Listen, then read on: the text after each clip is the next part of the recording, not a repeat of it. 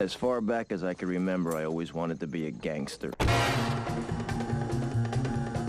when I get in a tight spot, I shoot my way out of it. Why, sure. You know, this game ain't for guys that's soft.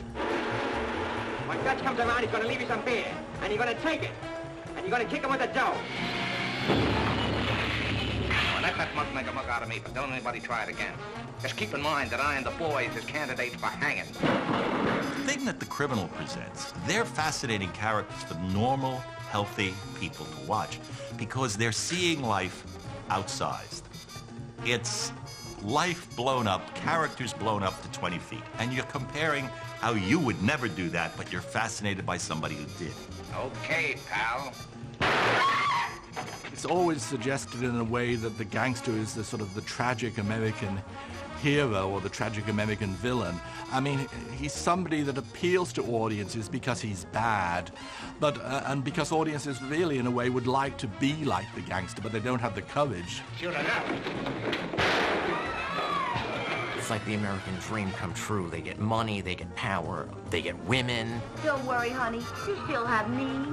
You know, who doesn't want to be feared by everyone and eat whatever you want and sleep with whoever you want, stay out all night with your friends gambling and come home whenever you want and have all this money. The gangster film is the urban extension of the Western, in which you generally follow the wrong guy. And the wrong guy is mesmerizing.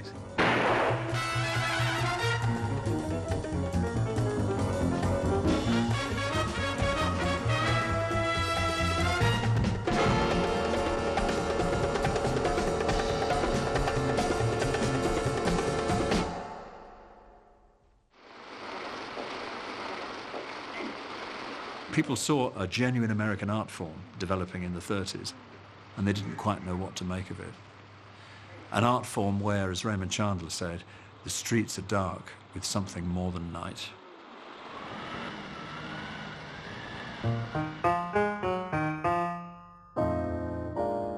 From the earliest days of the art form, the reality of crime offered exciting possibilities to motion picture pioneers.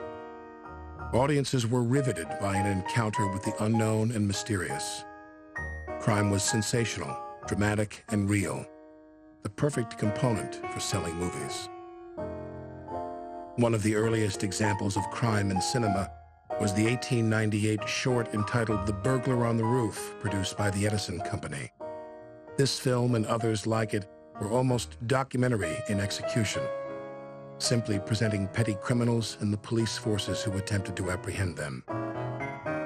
As fictional drama began to dominate the medium, crime and violence offered the most powerful visual and narrative opportunities, especially in the form of the Western, filled with thieves, murderers, and bad men. It is no coincidence that The Great Train Robbery, made in 1903, was cinema's first narrative film. The Black Hand, shot in 1906, was the movie's first glimpse at what would later be identified as organized crime, showcasing the Italian underworld rooted in the bowels of New York City. The genre was quickly finding its way. There wasn't really a conscious development of scripted crime dramas in the United States until, I think, 1912, when D.W. Griffith, then still at Biograph, came in with the still famous film Musketeers of Pig Alley, which may well be the first identifiable ancestor of the Warner Brothers gangster pictures. It's really interesting because the locations are fantastically evocative. In the background, accidentally, are lots of things that are like a coloured-in version of those famous stills of tenement life in the Lower East Side. So you get that. But the story is pure Charles Dickens. It's like the Artful Dodger type gangs, you know, kids going around in a Dickensian way. So kind of, you've got modern setting, Dickensian story. And I think the gangster film, pre the 1930s, has very much a whiff of that throughout. Most people, I guess, sort of date the gangster feature from the 1915 film Regeneration, directed by Val Walsh. It is fascinating that here is Val Walsh sort of making what is perhaps, well, certainly the first feature film about gangsters. And years later, at Warner Brothers in the 1930s, he's going to make some of the best gangster films with sound.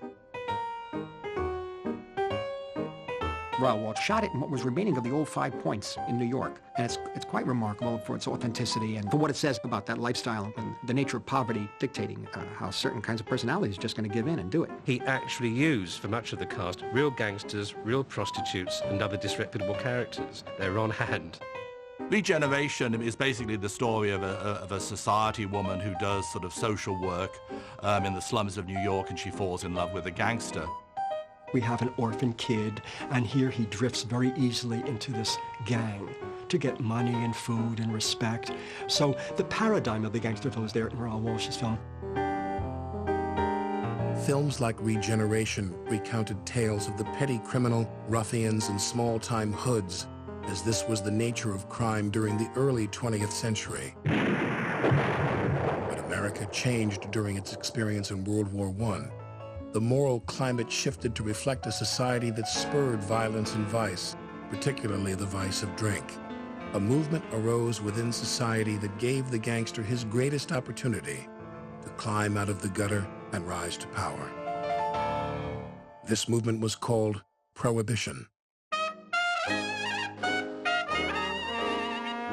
With pressure from religious and conservative groups, Congress passed the Volstead Act, thus banning the sale and consumption of alcohol throughout the country. The age of the gangster had begun. Well, the Volstead Act was an unpopular amendment to the Constitution. And it was sort of like saying, if you want to drink Coca-Cola or milk, you've got to get it from the black market from now on. People just figured, okay, we're going to work around this. It's ridiculous. No one in the country wanted that law. It was rammed through by a very tiny element. And so a world of speakeasies opened up. I mean, the state of Illinois during Prohibition had 46,000 speakeasies. You can't have 46,000 speakeasies without having the local congressman, the local state alderman, the local sheriffs, the police department, the fire department inspection unit. You can't have any of that without having those guys on your payroll. And, of course, the gangsters were having a wonderful time because they were the ones that were taking care of supplying the houses with the booze. These guys, who had, until Prohibition, been nothing more than thugs. You'd walk down the street, they'd hit you in the head, they'd take your wallet. That's all they were. And they're the ones who began building up these bars and clubs and all sorts of stuff. And that's how it started. Overnight, suddenly, something that almost everybody did became illegal. So in order to get a drink, you had to deal with a criminal. And that naturally led a lot of people to think that criminals weren't necessarily so bad. And you're seeing on screen the bootleggers you knew, because that's how you got booze. And you were riveted to it because you had a direct personal connection. Everybody knew a bootlegger. I don't mean everybody. Anyone who wanted to have a drink, which turned out to be something like 85 to 89% of the American population. Hey, Joe. In the same way that the outlaws, Jesse James, Billy the Kid, whatever, even while they were alive, became celebrities and sort of Robin Hood type hero figures, no matter how appalling they were as people. The same thing kind of happened to gangsters in the 1920s with Prohibition, where you would have flamboyant figures like Bonnie and Clyde or Dillinger or Al Capone, who the newspapers just loved to tell stories about them. The movie people pick up on the fact that those stories sold newspapers and thus could potentially sell movies as well. Throughout the 20s, movies continued to showcase crime in the Bowery and the hoodlums that infested their streets. They relied on the environment as the feature attraction. While they were popular, they lacked the movie star presence to define the gangster, who he was and what he was about. Lon Chaney changed this. He relished in the seediness of the criminal and layered his villains with dark souls, cold hearts, and cunning viciousness. More than any other actor, he laid the groundwork for all that was to come. Of all the silent picture actors, it was inevitable that Lon Chaney should somehow be drawn into the genre, if not on a regular basis, because he was, I think, by far the most versatile actor of the silent screen. And what he has particularly is the charm and magnetism that we associate with the Warner Brothers gangsters of the next decade.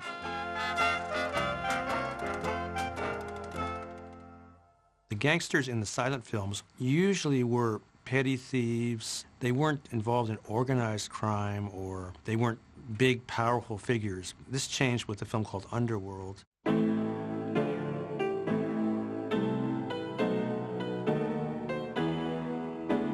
Underworld may fairly be said to have really to have kicked off the gangster genre in American film. Underworld mostly takes place hidden away during the day, at night, in back rooms, in speakeasies, in illegal gambling halls, not places that most moviegoers see every day on their way to work. The shootouts are all there. You've got the henchmen, you've got the rival gangs. All the elements are present. So in that sense, the silent gangster films really set the tone stylistically, and also in terms of what the narrative context was going to be, what kind of characters you were going to see, and what kind of locations you were going to see them in. Joseph von Sternberg's Underworld would be the last major effort of the silent era, released only months before Warner Brothers broke the sound barrier with The Jazz Singer. But it was a gangster film, The Lights of New York, that made full use of its soundtrack, hailing itself as Hollywood's first all-talking feature film in 1928. Underworld was written by Ben Hecht. He won an Academy Award for screenwriting, the very first for Underworld. Great intertitles, but the gritty dialogue of the streets, you could not do that in a silent film, but you could get that with talk. And The Lights of New York had that. What you mean, take him for a ride? And, you know, you're hearing the idiom of the gangster. You're hearing the slang. And they're being played by people who were on the stage in the theater and also people who lived in those neighborhoods. You killed the cops, you know. We didn't have anything to do with it, did we? Shut up, will you? Will you pin those lips together and quit making those cracks about who bumped him off? They were aware of all of this, so it wasn't something they had to go to school to learn. And then, of course, the gangster has all of these sound effects, you know, machine guns, and skidding up tires on asphalt, police sirens. This is quite new. There was a negative side to sound, and that was that back in the silent era, not just the gangster genre, but other films were shot on location. So you could really go to the areas where the gangsters hid out on the Lower East Side of Manhattan or wherever. With the coming of sound, the gangster film became studio-bound. But all good things must come to an end, and the Roaring '20s came to a bitter crash. When Wall Street collapsed in October 1929, the American way of life was shaken to its core. Now everyone had to struggle for the bare essentials. Those who reveled in illegal booze now needed it to drown their sorrows. Gangsters offered not just the quick fix, but an example of how to fight a social system that no longer worked. There's a famous essay by a wonderful writer called Robert Warshaw in, I think, 1948, called The Gangster as Tragic Hero, where he says, the gangster is the no to the great American yes. That's where the depression comes in, I think, that the great American yes is things are going to get better, the American dream, just over the next horizon is another land to conquer. The great American no is a shadow version of that, get rich quick, shoot your way to the top. It doesn't matter who you tread on the way up. So it's like a negative of the positive of the American dream, which is a very depression kind of concept. I think there's always been a sense in the social fabric of American life that certain people have advantages that other people don't. And that's one of the elements that certainly plays itself out in the gangster films. Many immigrants came to the United States in the late 19th and early 20th century because they felt that they would have better chance to make a good life for themselves here, that this was the land of opportunity. When they arrived here, what they found was a kind of entrenched power structure that in fact did throw a lot of impediments in their way to get ahead in their lives. Immigrants are just convenient fall people for, you know, all of our problems. Any strange people, quote unquote, are always going to be looked at a little askance. They're mysterious, they're swarthy, they're just easy marks to be not trusted. And so naturally they would be the bad guys. It was very clear that these were people that were not part of mainstream America. We have to realize that until the Civil Rights Movement, people who were of a different ethnic heritage than, say, white Anglo-Saxon Protestants or Scotch-Irish, I suppose, were not considered white in the political sense. So these were the sons and daughters of immigrants. Warner Brothers owned theaters in the urban areas. They played to that audience who saw in themselves not gangsters. They saw someone who was trying to make it in America an America that didn't fully embrace them. You know, just as the Western in the silent era is a genre for rural immigrants, reminding them of why they came to the United States in the first place, the gangster film is the myth for the urban immigrant. A gangster movie becomes something unique because these are larger-than-life characters. These are people that could control life and death. But I don't know a great gangster movie that isn't personal first. I was about 10 years old, and Warner Brothers released, on a double bill, a reissue of Little Caesar and Public Enemy. My father took me to see them. And I think seeing these particular films on a big screen, the impact of them was very, very strong. And I think it stayed with me for many, many years. And there's no doubt that a response that some people in my neighborhood had to that type of picture. Much in the same way as, like, today people revere The Godfather as a wonderful film. And in that, there's always been this extraordinary feeling of empathy, in an odd way, with the outlaw, the gangster, even more so, in American society. All of the iconic elements finally came together in a movie that would catapult the gangster straight to the top. Adapted from the popular novel by W.R. Burnett, Warner Brothers' Little Caesar captured the essence of Al Capone's popular rise to power. He took the form of a compact, homicidal egomaniac of the first order, named Caesar Enrico Bandello.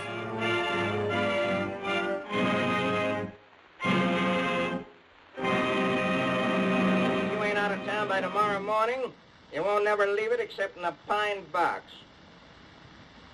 I'm taking over this territory. From now on, it's mine.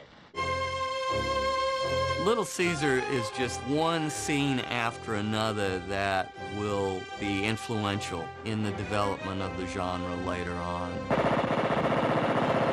Part of the reason that Little Caesar is still watchable today, even though it's an early sound movie and even though the direction is not perhaps fantastic, the style is pretty mundane and so forth, is that it just contains so many crucial elements, and they're brought to life by this overpowering performance that Edward G. Robinson gives in that film. Dancing. Women. Now, where do they get you? I don't want no dancing. I'm figuring on making other people dance. Oh, I ain't forgetting all about the money. Yeah, money's all right, but it ain't everything. Now, be somebody. Look hard at a bunch of guys and know that they'll do anything you tell them. Have your own way or nothing. Be somebody.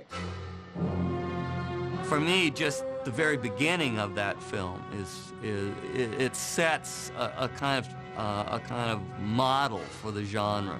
The first thing we see is a gas station holdup.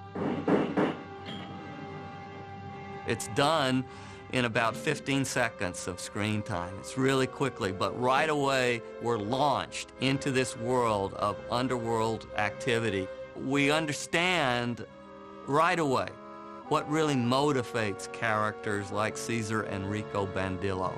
It's be somebody. It's get what you want from this life. Screw, Mug. You ain't giving me orders. You're a fresh guy, huh? Take it easy, Rico. I suppose it had a great deal of importance, a great deal of interest in its own day because of the Prohibition era. It was documentary. It was everyday occurrence that we had in those days. Mr. Capone was grabbing all the headlines. People really knew that they were watching a picture about Al Capone. And Robinson's clear resemblance to the man certainly drew the customers and left nobody in any doubt as to who this picture was really about. The audiences who saw Little Caesar thought this man is a gangster, and this man is a hoodlum, and this man is not a handsome, sexy leading man like we're used to. But what does he have? He has some kind of riveting, strong, hungry personality that just reaches out of that screen and grabs the audience by the throat and says, look at me, and more than that, understand me. You know, when I cast Eddie Robinson in Little Caesar, this big, tough gangster, or hoodlum as you call him, I want to get a big close-up way up to here. So I said, Eddie, all you have to do is shoot, but shoot fast and mean it when you shoot. So he took the gun, he shot like this, and he closed his eyes. I said, Eddie, you have to keep your eyes open. He says, I am keeping my eyes open. He says, watch. And he did the same thing again. He kept closing his eyes, this rough, tough hoodlum. So we took some tape, we bound his eyes open, tried to keep him open. We never could do it. It took me a day and a half to get him to keep his eyes open so that he didn't do this when he shot. So I think that that inner soul of a man who liked art, of a man who was not from the streets, as George Raft might have been, was coming through in his characterizations and made them seem human. Not humanized them, not made us like them per se, but made us see a human being underneath that veneer. Shoot, Rico. Get it over with. Little Caesar was designed for entertainment. It was melodramatic. It was topical. And I think perhaps if it succeeded at all, and evidently it's had a great deal of longevity, I've often wondered why, it's because in the abstract, the construction of it was exactly that. It had a beginning, middle, and an end, and it's almost like a character in a Greek tragedy, one who defied the gods and society and is finally mowed down.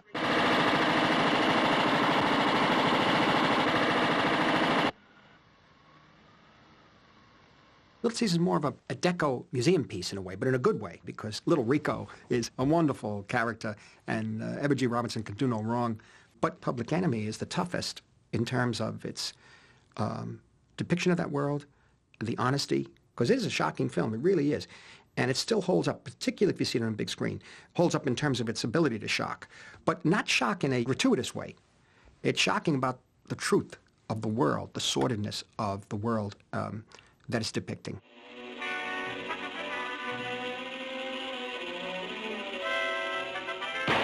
Public Enemy derives most of its power from its star director William Wellman, who layered his film with a harsh grittiness and immediacy that reflected a society gone wrong. Wellman injected a daring truth that could be seen on the streets of every broken city across America, that we all have potential to become public enemies. William Wellman, The Public Enemy. Perfect match. Perfect. Look at the film today. The pacing of that. Compare that to an early talkie from 1930 that isn't a gangster film. It's like night and day. And how exciting that must have been to audiences. I was met by two druggists in Chicago. And they were on the lot, and I was going to lunch, and they came up to me, and they introduced themselves to me. And they seemed like nice guys, and they said, look, we've got a story, and we want you to read it. It's called Beer and Blood. And they told me the neighborhood that their drugstore was in. So I said, come on and have lunch with me. So they did. So then I said, fine, I'll read it and let you know. And I went right back to the office, and I read it, and I went crazy about it. So I immediately went to Zanuck, and I said, look, I got the best guy, not Beer and Blood. I told him the story. I got the script. It's wonderful. He said, look, Bill, I can't do another one. I just did Little Caesar and Doorway to Hell. We can't do it. Tell me why I should do it. I said, because I'll make it the toughest one of them all. He said, okay, you got it. You murderers! There's not only beer in that keg, there's beer and blood. Blood of men. You're talking about a man like William Wellman, who was in World War I, who was probably one of the most fearless men at that time, a real pioneer, and was known as Wild Bill, and was known as a ferocious fighter for what he believed in and the kind of films he wanted to make. He had wonderful visual ideas, but story was first, so all of those great visuals were subservient to the story he was telling. I found the score, the music score, very effective. And I didn't understand what it was for a while, but then I realized there's no music score. It's all source music. Are you as happy as I am, Matt? Sure, honey. In a sense, the songs of the late teens and the early 20s and all the way through the early 30s, up to 1931, really, is the score. So in a way, the music comments on the society at the time also. It's part of, it really is almost like a documentary of the period. In the case of Public Enemy, I think it's the basic and most important reason for its success was its attitude toward authority. Its almost gleeful thumbing of its nose at authority through the personality, the astonishing personality of Jimmy Cagney. The thing that made it successful was one word, Cagney.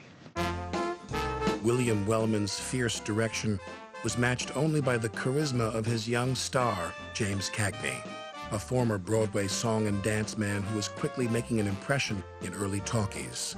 As he was considered a supporting player, Warner Brothers cast him as the secondary lead in Public Enemy.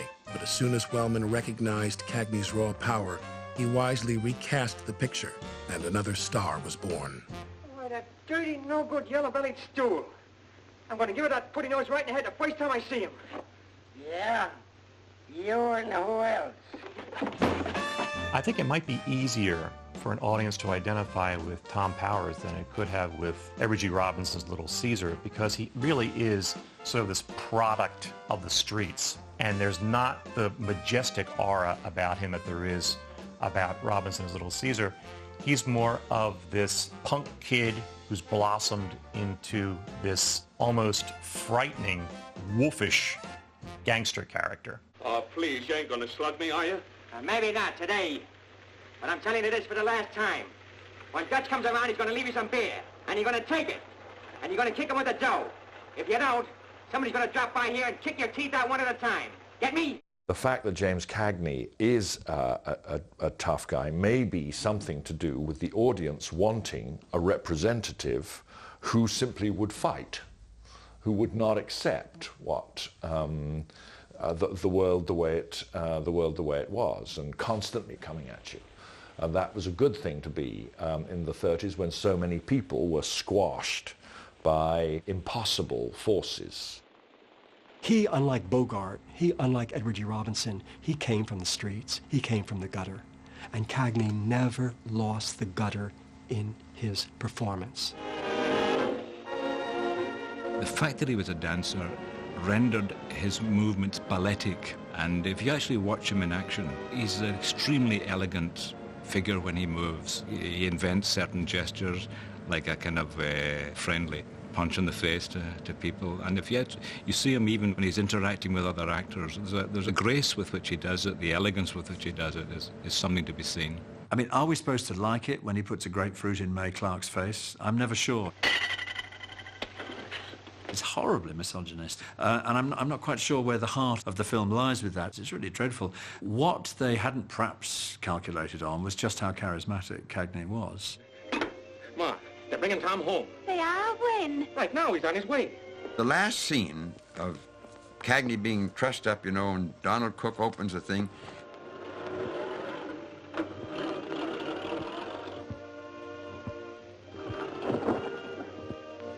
Warner said, "You've got to cut it out." He said, "It made me sick. It'll make everybody sick." And Zanuck fought for it, and I fought for it, you know. But Zanuck was the one. No, Zanuck was a tough little guy. Don't kid yourself. And my fellow director was smoking a cigar, and Warner turned to him and said, "Mike, don't you agree with me?" And Mike said, "Yes." Zanuck hauled off and knocked that cigar right down his throat. I'm not kidding you. Well, that's what made pictures that day. They don't do that anymore. And by God, it scared Warner, and we had no argument about it. That stayed in the picture. He hauled off and he let him have it. I said, "I can love this guy. I don't care what he does from now on." And that is the true story of Public Enemy. The Public Enemy transformed the way gangsters looked, talked, and killed. As other filmmakers tried to surpass Wellman's effort, only one man had the guts to do it right. The young tycoon Howard Hughes had tackled the genre with his 1928 film The Racket. This time, however, he would not be outdone, pouring all of his money and passion into what became the most destructive and manic gangster film of them all, Scarface. Scarface, really, it's not a Warner Brothers movie, but it has that Warner Brothers feel to it, because you have Paul Muni, who would become a Warner Brothers contract player in 1932. It also has Andy Dvorak, who was, one of the Warner stock company, too. It also had George Raft, who would become a Warner Brothers player in the late 1930s. It was directed by Howard Hawks, who did some of his early films, like The Dawn Patrol was one of his early Warner Brothers movies. So it had a lot of that Warner's talent involved in it. And I think because of that, it had a lot of that grittiness to it that was most associated with Warner Brothers. And it also wasn't unsparing in terms of the violence in that movie. If anything, I think it's even more graphic than in Public Enemy. How that picture ever finally got released is one of the great mysteries, because it was going through all kinds of problems, because by then, both the Public Enemy and Little Caesar had been around, and there had been so many complaints and so many... Now, to even think about making Scarface. But Howard Hughes, he had the money, he had the drive, he had the wherewithal, was going to make this picture somehow, some way, and he did. And of course, it was going to be bigger and more violent and more this and more that and the other thing. It's about violence, it's about guns. It's a little boy's world in a way. You see that particularly in Paul Muni. There's something so boyish about him. He just can't wait to get his hands on that Tommy gun. He suddenly sees this machine gun that can be carried in the middle of a St. Valentine's Day massacre, and he just doesn't even see all these bodies. All he sees is that gun that he can't wait to get. Hey, that's swell. Look at little, you can carry it. Come on, let's get out of here.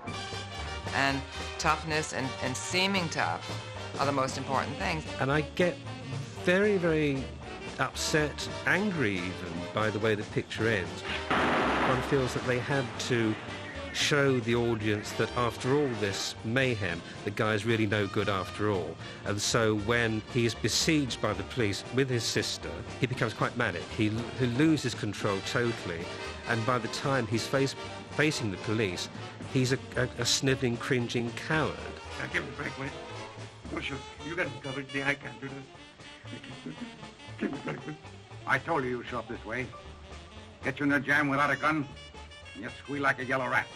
And it's not at all in keeping with the rest of the picture. And I feel it's rather a shame that they presumably had to make that concession to contemporary sensibilities. With Howard Hughes, he had no respect for the Hollywood establishment, and he had a very vocal contempt for the censorship, for the Studio Relations Committee. Well, of course, he ran into nothing but problems with all kinds, not only industry censors, the motion picture industry censors, but also state and city censors. And in fact, they refused to release it in New York. They refused to release it in Chicago. Of course, it was about Chicago gangsters. So here, he kept revising it. They shot 3 different endings, and it was mandatory that he change the title from Scarface. He said, I can't change the title. That's what we're selling. They wanted to call it The Shame of a Nation, among other things. So the way it was released in many quarters was Scarface, The Shame of a Nation. They really beat the hell out of him, and the film was released in several different versions, and it went through all kinds of problems, and it led to Howard Hughes leaving Hollywood for almost 9 years. But Scarface is really the film that caused the clampdown. There were no gangster films as such made after that film. It was just, Will Hayes said there will be no more. That time in American film, that absolute golden age in American film, there were no rules, and people had to find order in chaos. And the great storytellers did it. Mervyn LeRoy, Howard Hawks, Wellman. They had to invent a form. That's an amazing thing to have done.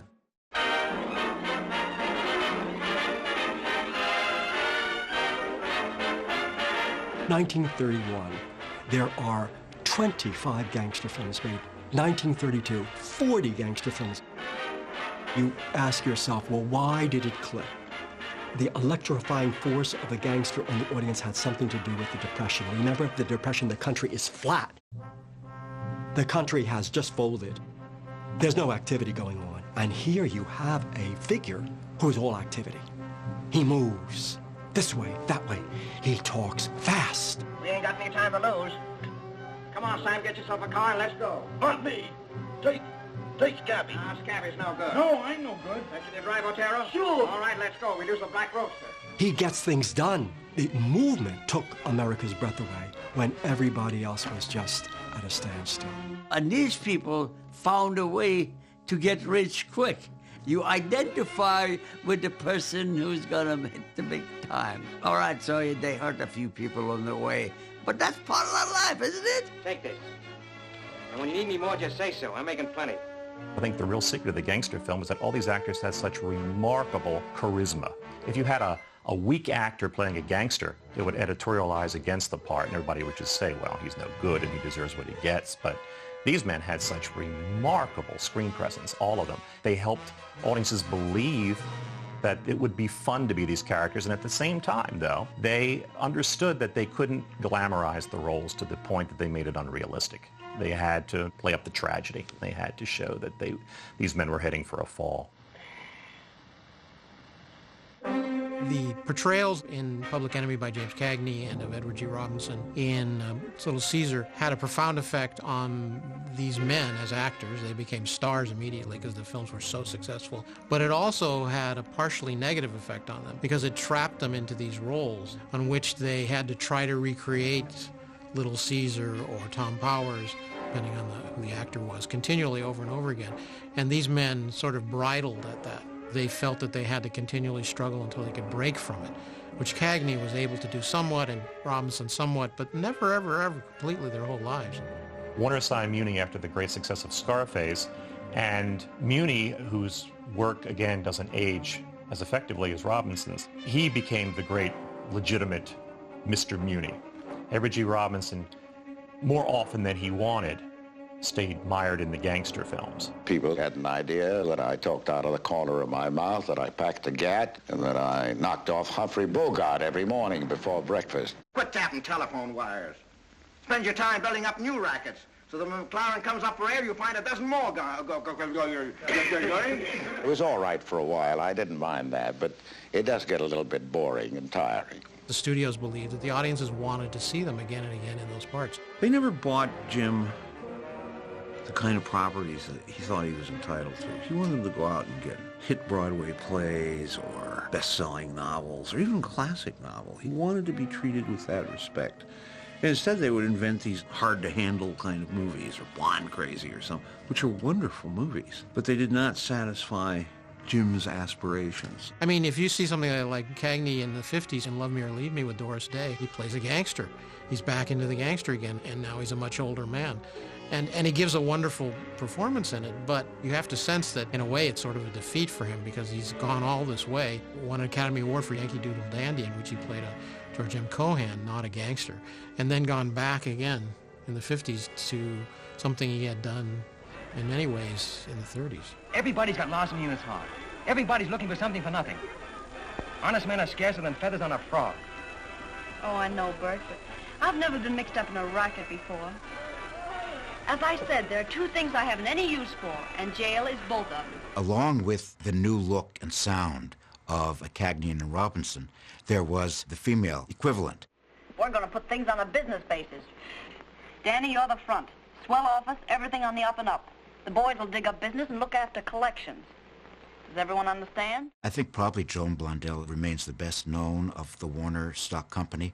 And Joan Blondell was urban. There was something ordinary or familiar about her. People could recognize her type. She was very accessible. She didn't at all seem like some glamorous, mysterious, silent movie queen. She was somebody you would see on the streets of any city in America. And she had a vernacular rhythm and snap and crackle in her speech. She was wonderful with wisecracks. And she seemed good-hearted and likable. And she fit into the milieu of the underworld. And that was crucial to the gangster films. Now you scram before I wrap a chair around your neck. But it's 3 o'clock in the morning. Where do you want me to go? Listen, you cheap stenographer. Outside, Countess. As long as they have sidewalks, you've got a job. You're sure one smart fellow. You sure tell him a big mouthful. Yeah.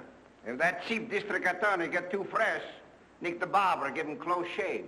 It's clear that in a number of gangster films, certain ethnic groups are associated with criminality. Warner Brothers, because it's using a number of different actors from a number of different ethnic communities, in a sense, as an equal opportunity representer of ethnic gangsters. So you get Italian gangsters, you get Irish gangsters. I mean, the Cagney characters are often presented as coming from an Irish community. Later on with films like Once Upon a Time in America, that you get a representation of the Jewish gangster. So it's more ethnic than religion that defines the gangster in the 1930s. W.R. Burnett, who wrote so many of these things, from Little Caesar to Asphalt Jungle, he was, I think, frankly appalled to note that all of the leads in Little Caesar are non-Italians. He'd written a story about Italian gangsters, and not one Italian appeared in the film. And I think perhaps he felt that they were trying to suppress the ethnic aspect of the picture. You look at those first great batch of Warner's gangster films, and there's enough slang in there to carry generations. There's a couple of dicks looking for somebody. Here, take this and scram. I bet there were kids all over the country talking like this, horrifying their parents. Yeah, in exactly the same way there are kids now talking like the rap songs they've heard and their parents overhearing them and saying, you can't use words like that. It's nothing but a racing form, you smack off. I think part of the sort of titillation of early gangster films is that you get these ritual scenes of things like Jimmy Cagney being fitted for his first tuxedo. 42 and a half. 42 and a half. The rough, uncouth thug getting good clothes and actually designing their own houses and all this kind of stuff. It's a slightly more attainable fantasy world than that of, say, the Astaire Rogers musicals, which also have, tuxedos and glorious Art Deco, interior deco. But, Fred Astaire didn't have to kill anybody to get there, we assume. You've got the modern energy, the cars, the machine guns, the dancing girls, modernity, chrome, nightclubs, that's get rich quick. There's a whole iconography of that. The interesting thing that once you've made money, you get modern architecture. Modern design is associated with James Cagney when he makes it. Energy, energy, energy. Hey, Stoop, that's got gears, that ain't no Ford. The male protagonist in the movie always bonds more with another male cast member, more so than any of the women in the film. I mean, if you look at some of the relationships they have with, girlfriends or wives or mistresses, they're never very strong relationships. I mean, it's very rare that you have that. Whereas they tend to bond with the best friend. A good example is Public Enemy. I mean, James Cagney's character is so distraught when the Nails Nathan character is thrown off of a horse that he goes right to the stable after that and he shoots the horse. One reason I think that women are relegated to marginal roles is that the gangsters themselves have a female side to them. There's a vulnerable side that is brought out either with the mothers. I mean, Cagney is a great one for mother-son relationships. Certainly in the case of Little Caesar, I don't think women were the top, goal that he had in terms of achieving power. For him, it was really all about, being the boss, saying who could get whacked, who couldn't. I don't care how many fancy skirts you got hanging onto you. That Jane of yours can go hang. It's her that's made a softy out of you. You lay off, Olga Rico. I ain't laying off her. I'm after her. One of us has got to lose and it ain't going to be me. There was this fear that these movies were going to inspire crime and to influence criminals, which is why when The Public Enemy came out, there was a prologue in the form of a disclaimer saying, we are not glamorizing criminals, we are showing that crime really does not pay, and of course it doesn't. You usually have some sort of epigraph at the beginning, sometimes even taken from scripture. So I suspect they were seen as a kind of sociological form of morality tale. And, in the early 30s, the key thing about those stories is they're about rise and fall. They're the old story of nemesis and hubris. The first half is making it, treading on everyone's face. The second half is downfall. Audiences love letting the evil out, but their conscience says that evil's got to get squashed again by the end, and by the end it always does. It happens to Cagney in Public Enemy and in the Roaring Twenties. It happens to Edward G. Robinson in Little Caesar. Is this the end of Rico? It happens to Humphrey Bogart in High Sierra. It happens to Cagney again in White Heat. I don't know why it is. Was there something about the 1930s that wanted these martyr figures, but dying in the streets seems to be the payment you have. There's clearly vicarious pleasure, but there's also the pleasure of seeing the transgressor punished, seeing the transgressor brought down, and reminding people, sort of saying to people, accept your lot in life. If you don't, you're going to end up like this. Gangsters were rather flattered by the fact there were movies made about them, and they wanted to be seen to be as tough as Cagney and Robinson. It was a film that lured John Dillinger out of his hideout and led to his demise in 1934 in Chicago. So even the gangsters found it attractive and appealing to see themselves and their brotherhood depicted on the screen. It was no coincidence that Warner Brothers was the studio that most understood the gangster, and in turn made the most and the best of the formula. By its very definition, the gangster film fit directly into the style of movie that Jack Warner was committed to making. Warner Brothers made entertainment for the masses. Their stories might not have had the elegance or sophistication of the other studios, but their streetwise sensibility spoke the language of the American people. One of those types of movies is certainly the kind of contemporary story that is, in a sense, ripped from the headlines, to use the cliche. And they make lots of movies of those kinds. The gangster films fit perfectly into that kind of template. It was really Darryl F. Zanuck's idea that Warner Brothers was going to take stories from the headlines of the day and make those into the topics for the movies. This is not to say that Warner Brothers didn't make other types of films. They made crime melodramas, they did musicals, they did other things, but that was their specialty.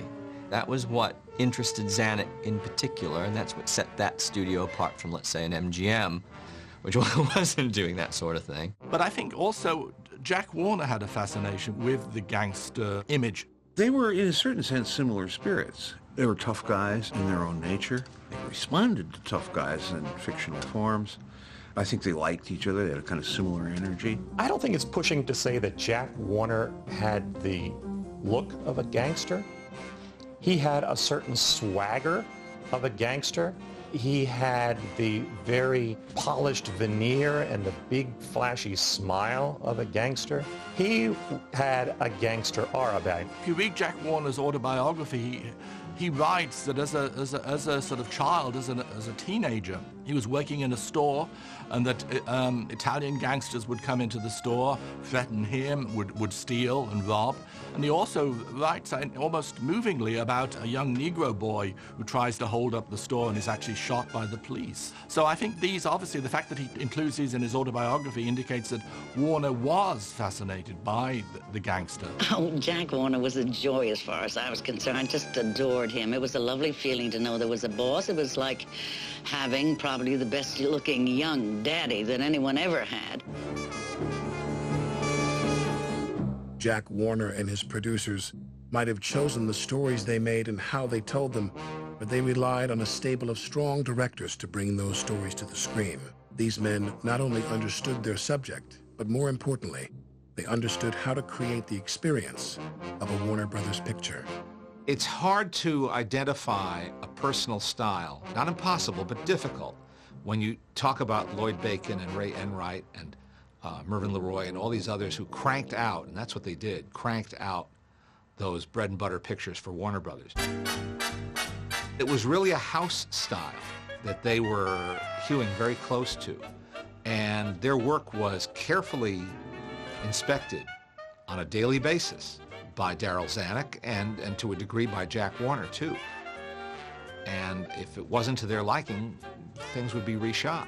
When you think of the Warner Brothers films, you think of the realism, the grittiness of the productions, the skillful scripts and the manner in which the actors and actresses speak their lines, and the fact also that they're very sort of taut productions. They're not long films. They could cover someone's whole life in 80 minutes, and that's all they need. I think it was William K. Everson said that no films were ever as fast-paced as the Warner Brothers, hour-long gangster films of the early 30s. I don't think even Michael Bay movies, move along at quite that clip. Critics have taken up particular directors like Howard Hawks, Mike Curtis, Roll Walsh in particular. William Wellman stands out, I think, a bit from the crowd, as he proved in his subsequent career. People like William Wellman and Raoul Walsh had lived 10 lives before they even entered the movies. They were rough and tumble. These men were real men's men with their good taste, life experience, and knowing visual storytelling. They were just perfect for gangster film, just perfect. Sometimes it didn't turn out that, they thought they were really making great art. They just wanted to get this thing done with the budget and the schedule restrictions that they had. You give Michael Curtiz a script, he makes a good film, he makes it on schedule and on budget. I think that's what is true of so many Warner Brothers directors. They know how to make films. Doesn't matter what the genre is. It's not like today where, a director can spend months making a movie. Back then they only really had maybe about 23 days to put a movie together, and that was an A picture. A B picture, it might be, more like 2 weeks. In making films then, it was overpowering teamwork between the director and Mr. Zanuck, Mr. Wallace, Mr. Warner, the cutter, the lighting guy, the cameraman. They were all in on the cutting of it and the scoring of it. Everybody got everybody else's juices going, It was a glorious time. We all rooted for each other's work in a way that I never observed again in any studio. Warner Brothers itself was like a newsroom. They had people on the set writing the scripts even as they were filming them, and it was the constant turnover. Actors would go to the bathroom and come back and start on a new film. It was crazy pace, and you see that, of course, in the frenetic pacing and the sort of razor-sharp cutting of the movies. The dialogue is moving quickly, and I think what sound also brings is the need for people who can write effective dialogue. So the influx into Hollywood of not merely people from Broadway, people from literature, but I think very importantly, the influx of newspapermen.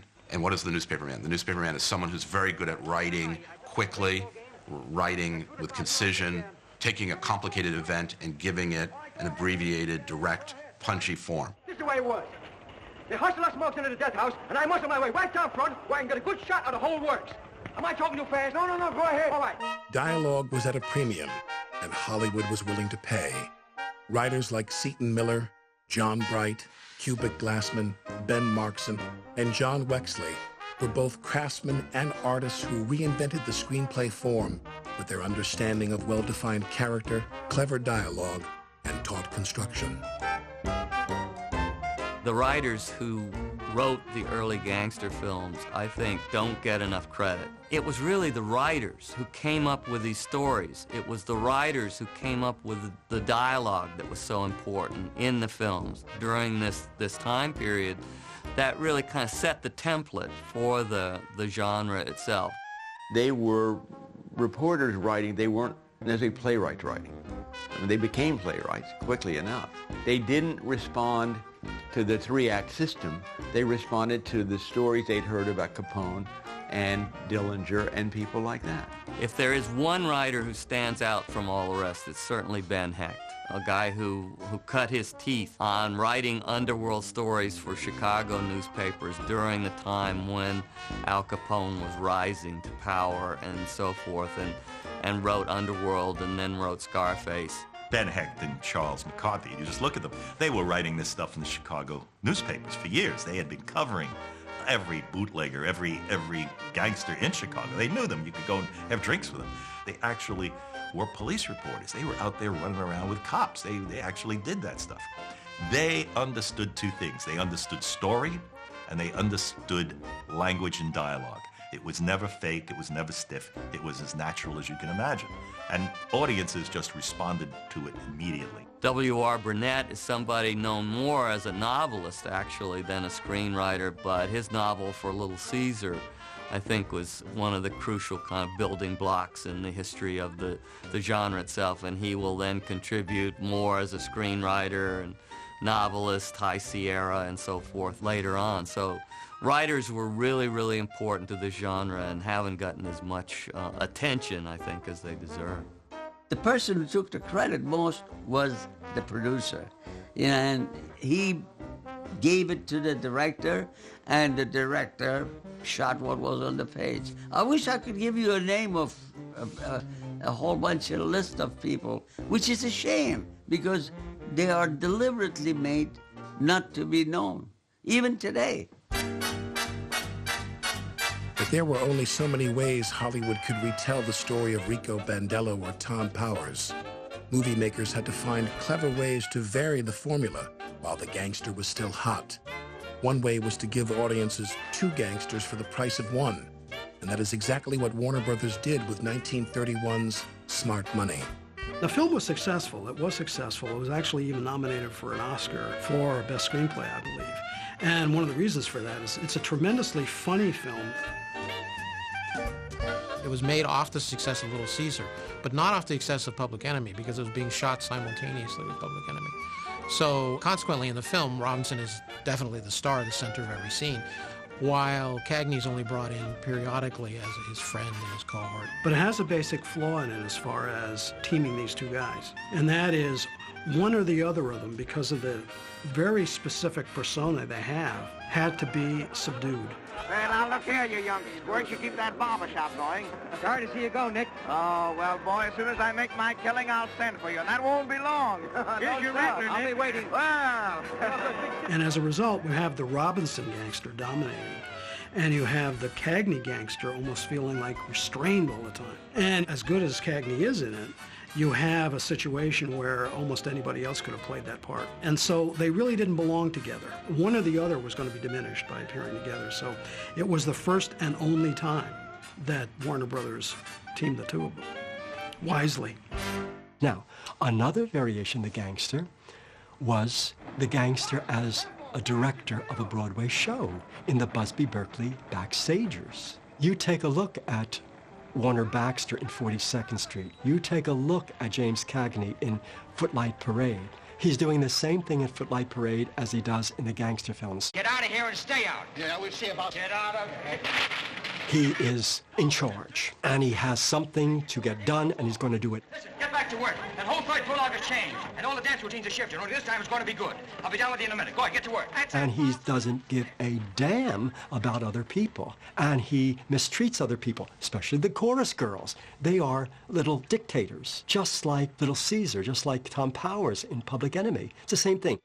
I find it very telling that within just 2 years of Little Caesar and the Public Enemy coming along, making such an enormous impact, creating huge stars out of the previously unknown Jimmy Cagney and Edward G. Robinson, those two actors were already parodying their own personas in Warner Brothers films. In Picture Snatcher and in Lady Killer, Jimmy Cagney's essentially making fun of the kind of guy he played for real in the Public Enemy. Now, open your mouth and close your eyes. In Little Giant, Edward G. Robinson is absolutely spoofing a nouveau riche gangster who is trying to show off his newfound class and position in life. You know, they're very distingué. Very what? Distingué means distinguished in French.